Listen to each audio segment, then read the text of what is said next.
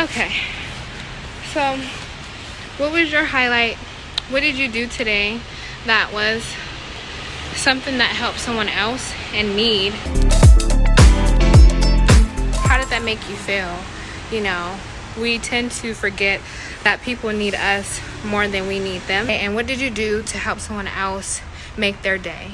All right, lunchtime. We're sitting in my car now. We're sitting in my car now. So I did want to show you guys my lunch. So there's my turkey burger, my asparagus. I think I overcooked them because I wanted them to be a little crunchier, but it's okay. I'm gonna still eat them. And then my raspberries. This is not me trying to get everybody to be healthy. This is just me being healthy within myself, creating a healthier lifestyle. And I noticed with me creating this healthier lifestyle, I vibrated a bit higher. Me, like far as my mood, my attitude, my skin, you know, has gotten better. Losing weight, feeling better. That's just the goal of that. But yeah.